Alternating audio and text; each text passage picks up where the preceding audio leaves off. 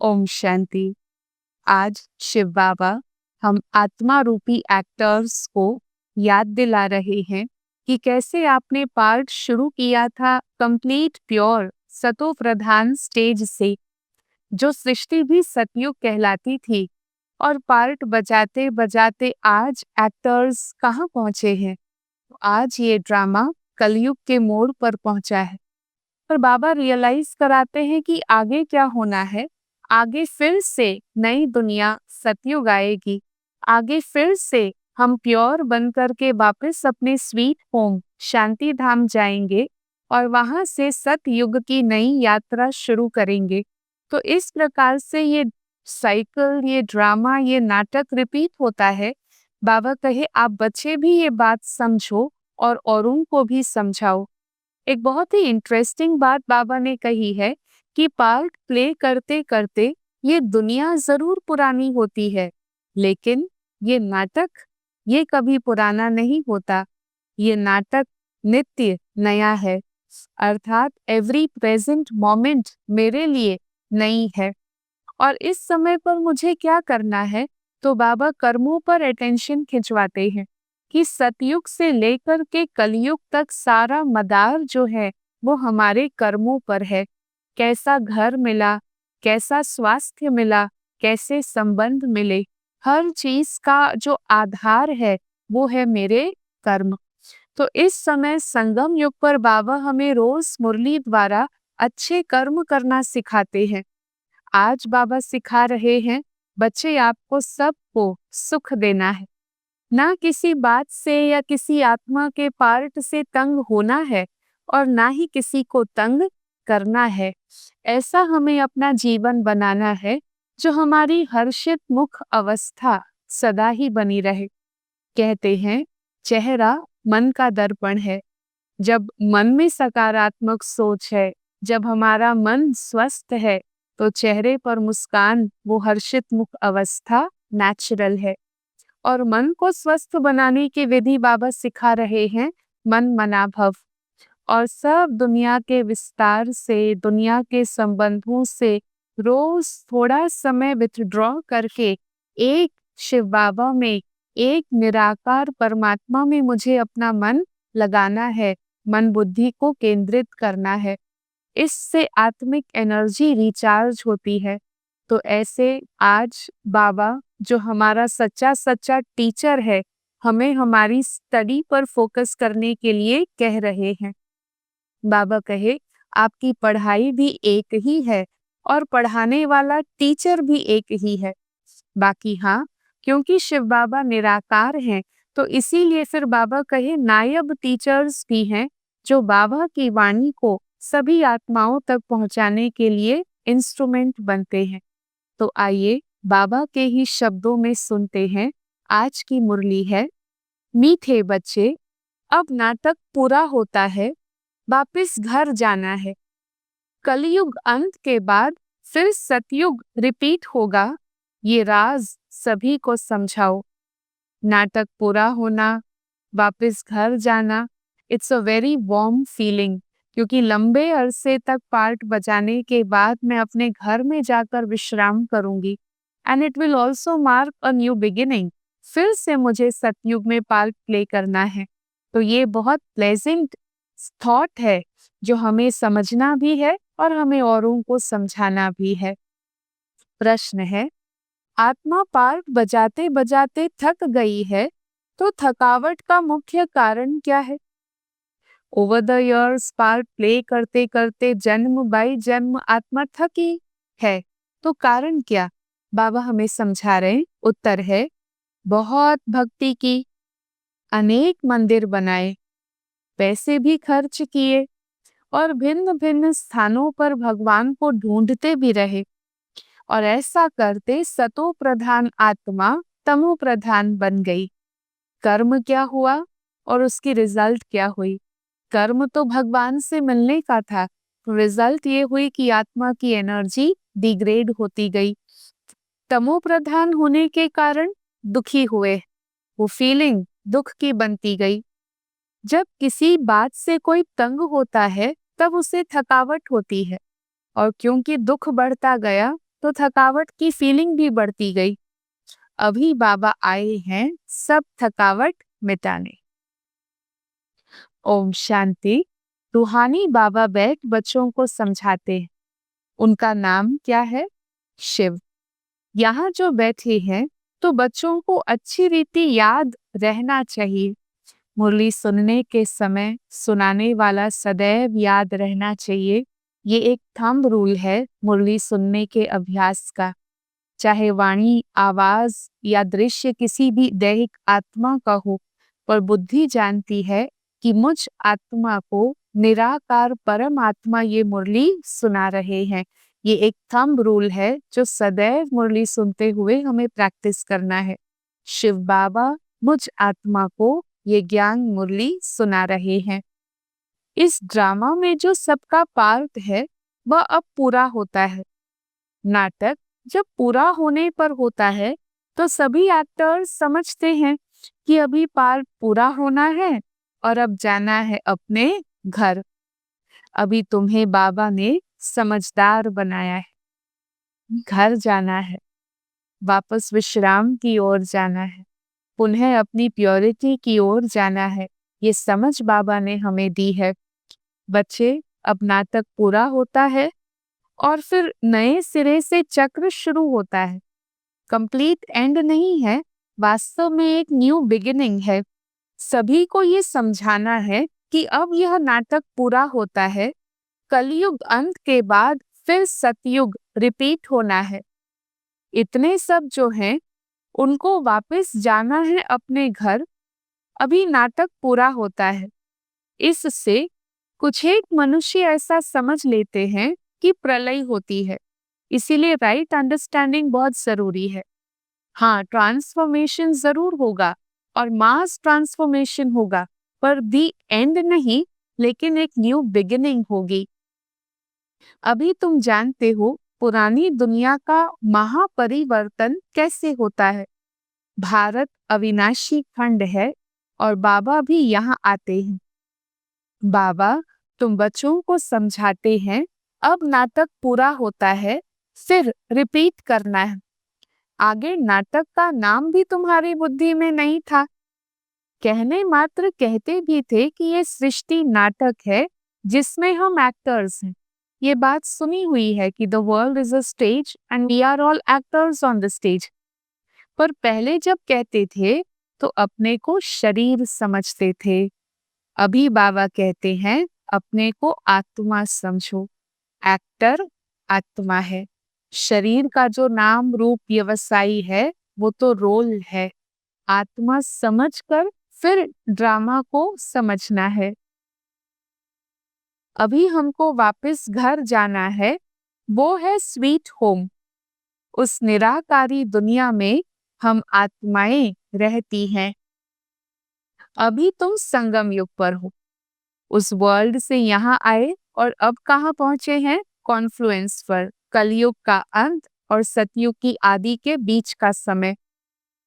जानते हो अभी हमें वापस जाना है। अब नाटक पूरा होता है, हम जाते हैं घर। और लंबे समय तक रोल प्ले करने के बाद जब वापस घर चलने की बात हो तो बहुत खुशी का अनुभव होता है। पार्ट बजाते बजाते आत्मा थक गई है, ये भी सच है, बाबा जानता है। पैसे भी खर्च किए, भक्ति करते रहे, पर करते हुए भी हम सतो प्रधान से तमो प्रधान बन गए। क्वालिटी ऑफ लाइफ जो है वो फिर भी डिटीरियोरेट होती रही। दुनिया ही पुरानी हो गई है। क्या नाटक पुराना कहेंगे? सोचिए, दुनिया पुरानी है, क्या नाटक पुराना है? नहीं, नाटक तो कभी पुराना नहीं होता। नाटक तो नित्य नया है। ये ब्यूटी है। वर्तमान की हर मोमेंट मुझे नई लगती है, न्यू लगती है, फ्रेश। हाँ, ये चलता रहता है। बाकी दुनिया पुरानी होती है। हम एक्टर्स तमो प्रधान दुखी हो जाते हैं, थक जाते हैं। सतयुग में नहीं थकेंगे। वहां आत्मा सदैव शरीर के साथ फ्रेश है, मन भी और तन भी। थकावट नहीं वहां पर। किसी भी बात में थकने या तंग होने की बात ही नहीं है। तभी तो नाम है सतयुग। यहाँ तो अनेक प्रकार की तंगी देखनी होती है। तुम जानते हो, ये पुरानी दुनिया अभी बदलने वाली है। संबंधी आदि कुछ भी याद न आए और एक बाबा को ही याद करना चाहिए। ये हमारी प्रैक्टिस है राजयोग मेडिटेशन में, कि जिस समय हम बाबा की याद में बैठे तो बुद्धि एक बिंदी शिव बाबा में एकाग्र रहे और सभी विस्तार से अपने आप को हम डिटैच कर लें। इसी से विकर्म विनाश होते हैं। विकर्म विनाश होने का और कोई भी उपाय नहीं है। गीता में भी मन मनाभव अक्षर है। बाबा उसे सिंप्लीफाई करते, मन को मेरे में लगाओ। बाबा कहते हैं मुझे याद करो और वर्षे को याद करो। तुम विश्व के वारिस मालिक थे, याद आता है? अभी फिर से तुम विश्व के मालिक बन रहे हो, तो कितनी खुशी होनी चाहिए। जब आत्मा ये रियलाइज कर लेती है कि खोया हुआ खजाना मैं फिर से प्राप्त कर रही हूँ, तो बहुत खुशी होती। अभी तुम कौड़ी से हीरे मिसल बन रहे हो, इनवैल्यूएबल से पुनः वैल्यूएबल बन रहे हो। जिसमें कोई चमक नहीं थी, उससे फिर से चमक फैलाने वाले, रोशनी फैलाने वाले बन रहे हो। यहाँ तुम आए ही हो बाबा से वर्षा लेने। जानते हो, जब आत्मा की कलाएं कम होती हैं, तब फूलों का बगीचा मुरझा जाता है। अभी तुम बनते हो गार्डन ऑफ फ्लावर, कौड़ी से हीरे जैसा, कांटे से फूल जैसा। सतयुग गार्डन है तो कैसा सुंदर है। फिर धीरे धीरे कला कम होती जाती है। पहले 2 कला कम हुई, ज्यादा फर्क पता ही नहीं चला। हमें तो ऐसे लगा it is all but the same. फिर गार्डन मुरझा गया, धीरे धीरे मुरझाइश आती गई। और अभी मुरझाइश से भी आगे, अभी तो कांटों का जंगल बन गया है। सी द स्टोरी, कितनी सुंदर। ये नॉलेज तुम्हें मिल रही है। ये है नई दुनिया के लिए नई नॉलेज। नई दुनिया स्थापन होती है और करने वाला है बाबा। सृष्टि का रचयिता बाबा है, तो याद भी बाबा को ही करते हैं कि आकर के हेवन रचो, सुखधाम रचो। तो जरूर दुख धाम का भी तो महापरिवर्तन होगा ना। बाबा रोज रोज समझाते रहते हैं, उसको धारण करना, फिर औरों को भी समझाना है। ज्योत से ज्योत जगाना है।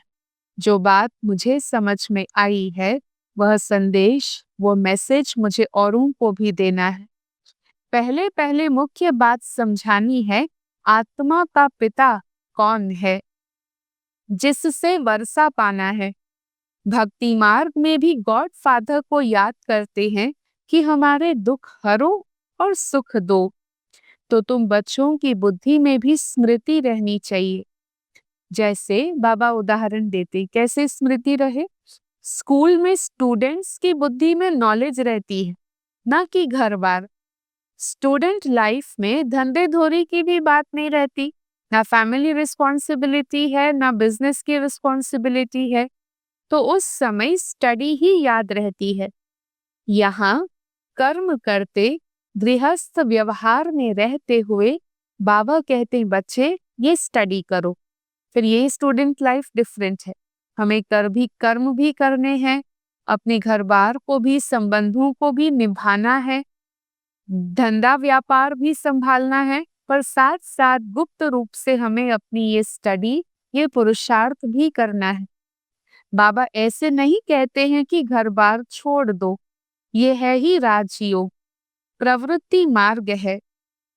ये दुनिया जैसे नर्क समान है। आज ये दुनिया की हकीकत है, परंतु उसमें भी फर्क तो बहुत है। साहूकार लोग कहाँ रहते हैं और गरीब कहाँ रहते हैं। दुनिया सभी के लिए नर्क है, पर नर्क होते हुए भी फर्क है। साहूकार कहाँ रहते, गरीब कहाँ रहते, कर्मों का ही हिसाब है। ये बॉटम लाइन है। हिसाब सारा कर्मों का है। इसीलिए जो पास्ट के कर्म हैं उसके बारे में अधिक सोचते हुए अब हमें अपने प्रेजेंट के कर्मों पर अटेंशन देना है, ताकि हमारा फ्यूचर जो हो वो बहुत सुंदर तैयार हो। सतयुग में भी फर्क तो रहता है न? है वहां सुख की दुनिया, सभी सुखी है, पर कर्मों का फर्क वहां भी है। कैसे? कोई सोने का महल बनाएंगे, कोई चांदी का, और कोई फिर ईंटों का। ये ज्ञान बुद्धि में रहे तो अवस्था हर्षित मुख रहे। कर्म पर अटेंशन देना है, ऐसा ज्ञान बुद्धि में रहे तो हमारी अवस्था हर्षित मुख रहे। पसंद है न? किसे नहीं पसंद कि हमारी अवस्था हर्षित रहे।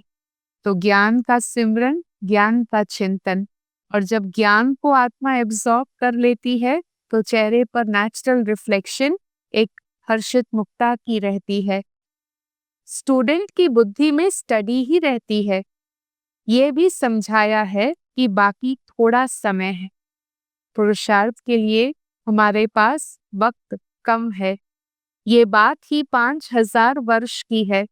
तुम बच्चे समझ सकते हो, अभी हमारे राजधानी की स्थापना हो रही है, बाकी सारी दुनिया तो खत्म होनी है।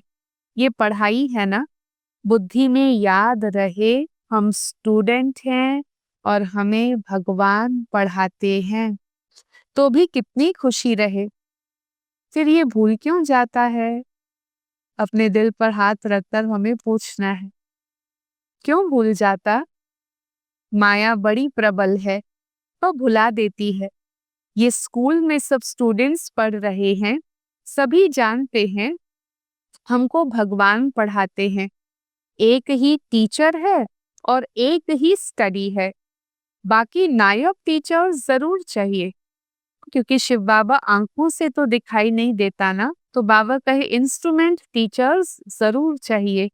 स्कूल एक है, बाकी सब ब्रांचेस हैं, पढ़ाने वाले एक शिव बाबा है। बाबा आकर सभी को सुख देते हैं।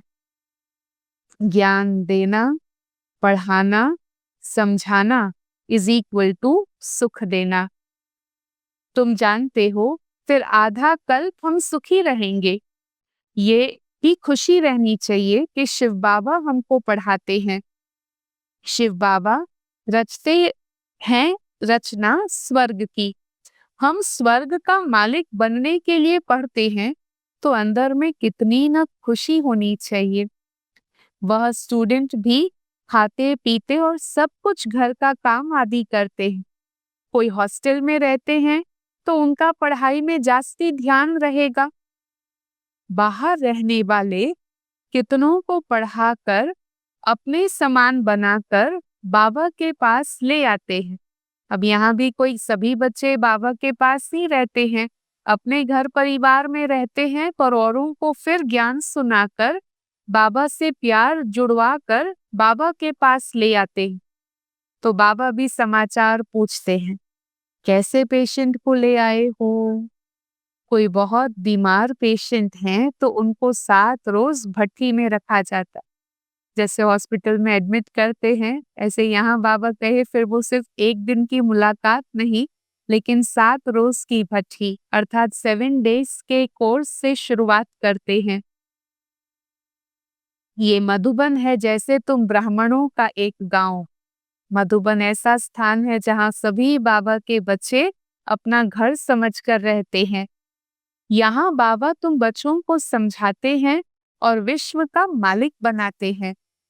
तो कोई भी पतित को मधुबन में ले आएंगे तो वो वाइब्रेशन पर असर पड़ेगा।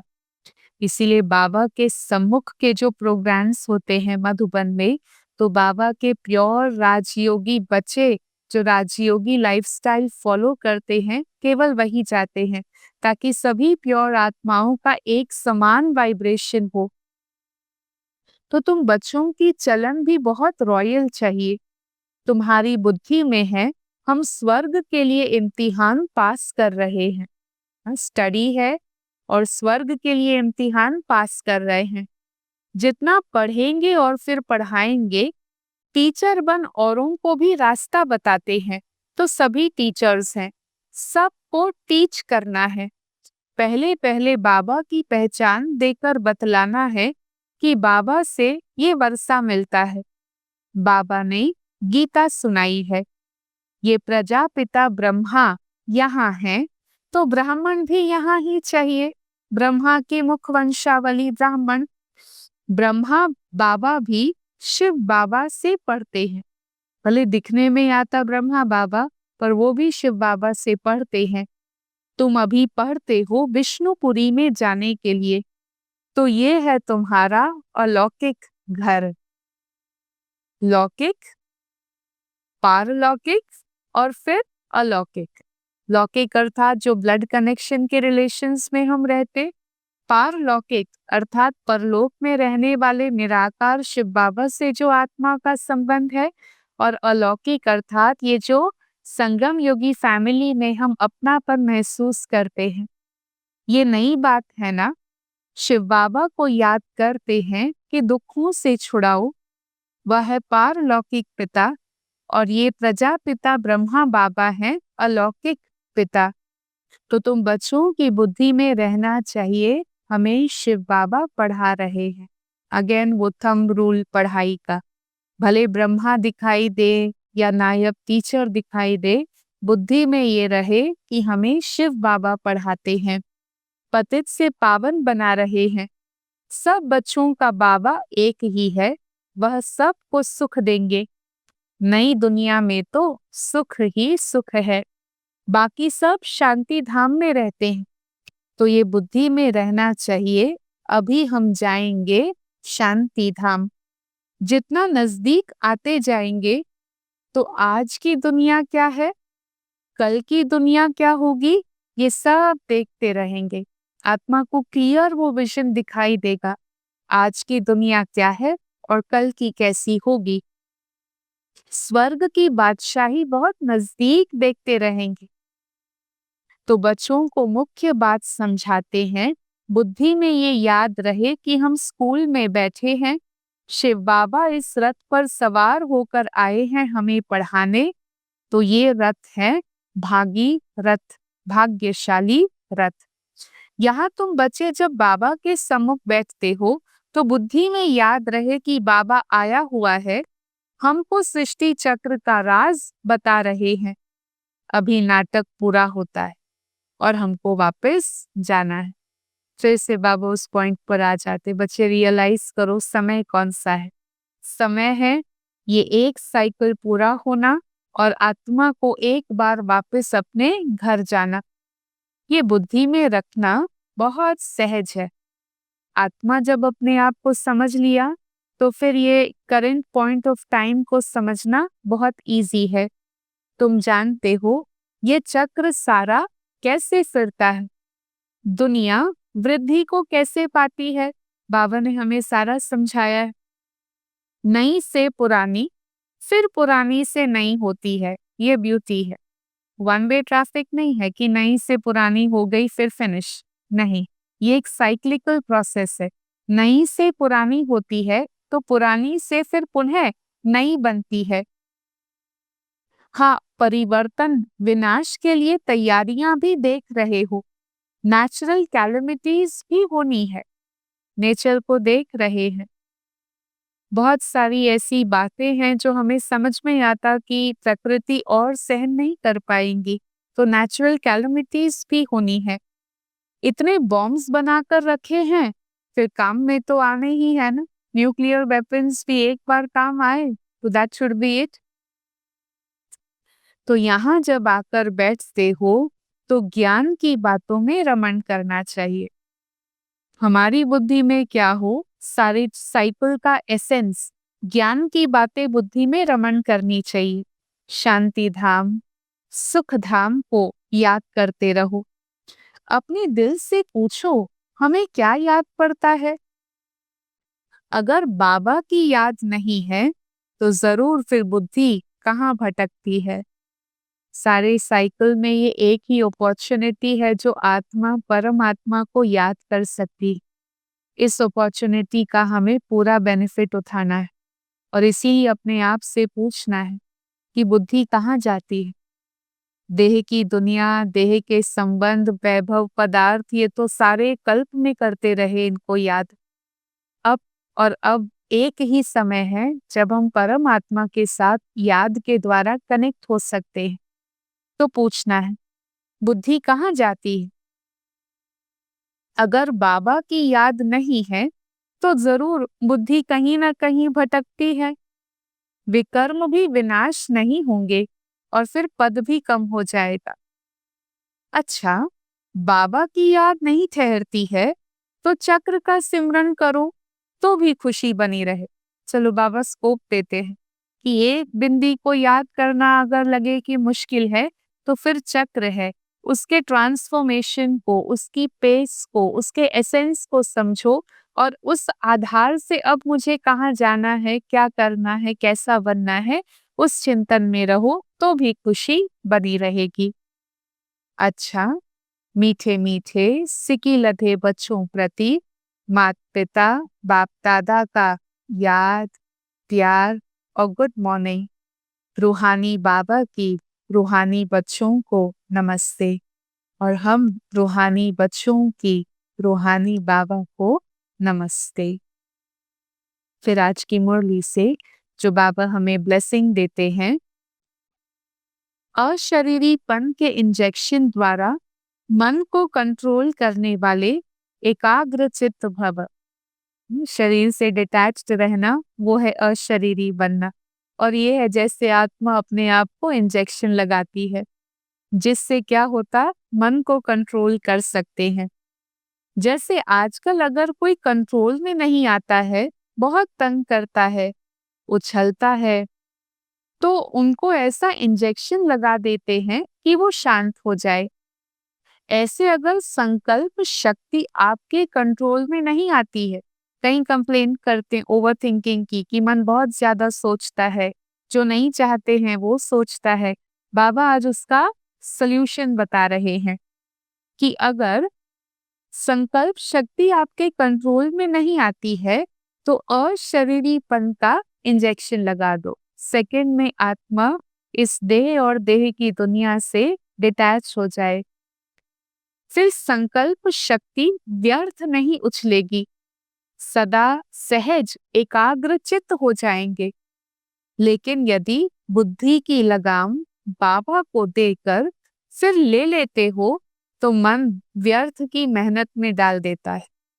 बुद्धि का समर्पण बाबा के प्रति बहुत इंपॉर्टेंट है, तभी अशरीरी भी बन पाएंगे, तभी व्यर्थ को फुल स्टॉप भी लगा पाएंगे। तो अब व्यर्थ की मेहनत से छूट जाओ, बुद्धि को बाबा के आगे समर्पण करो और फिर अशरीरीपन की एक्सरसाइज करो। तो इससे बाबा कह रहे हैं कि मन को कंट्रोल करना आसान हो जाएगा, एकाग्रचित रहना easy, focused concentration will become natural. और आज की मुरली का स्लोगन है, अपने पूर्वज स्वरूप की स्मृति में रख सर्व आत्माओं पर रहम करो।